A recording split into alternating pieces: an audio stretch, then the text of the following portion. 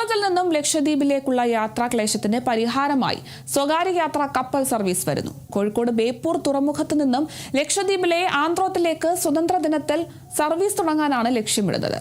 തിരുച്ചിറപ്പള്ളി ആസ്ഥാനമായുള്ള സ്വകാര്യ കമ്പനിക്കാണ് കേന്ദ്ര കപ്പൽ ഗതാഗത മന്ത്രാലയം സർവീസിന് അനുമതി നൽകിയിരിക്കുന്നത്.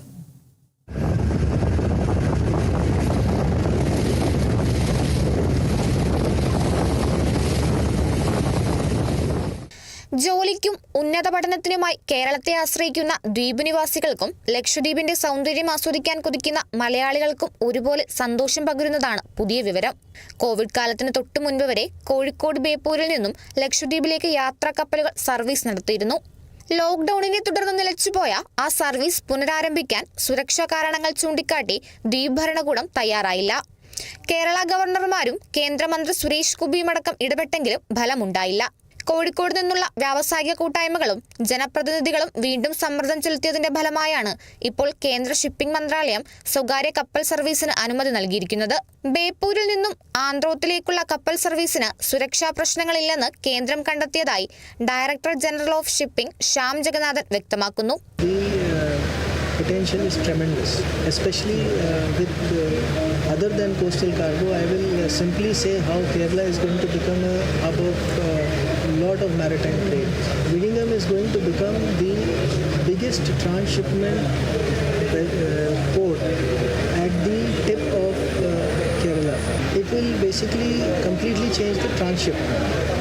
Now, alongside transshipment, you will also realize that Government of India is pushing for Bharat Container Line, and a separate Coastal Shipping Act has been enacted. Also, when I spoke today, I mentioned very specifically the Cabinet will be considering a budget announcement of the Coastal Cargo Promotion Scheme. ആഴ്ചയിൽ 6 ദിവസമായിരിക്കും service നടത്തുക. ഒരു ദിശയിലേക്ക് 5 മണിക്കൂറാണ് യാത്രാ സമയം. 250 പേർക്ക് സഞ്ചരിക്കാവുന്ന അത്യാധുനിക സൗകര്യങ്ങളുള്ള വെസൽ ഇതിനായി ചൈനയിൽ നിന്ന് തൂത്തുക്കുടിയിലേക്ക് യാത്ര തിരിച്ചിട്ടുണ്ട്. എക്കണോമിക് ക്ലാസ് മുതൽ VIP ക്ലാസ് വരെ 3 തലത്തിലായിരിക്കും കപ്പലിലെ യാത്രാ സംവിധാനമെന്ന് Tiruchirappalli Shubham enterprises CMD doctor Sundarraj Ponnuswamy പറഞ്ഞു.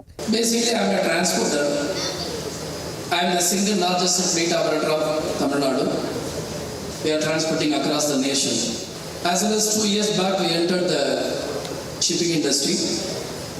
Successfully, we are sailing our vessel from Nagapattinam to Sri Lanka. Last 2 years, more than 35 passengers we carried.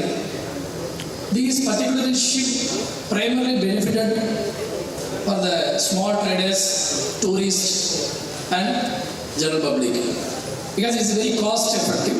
Even our DG Shyamji is quoted. Usually the shipping transportation is a cost effective. Yes.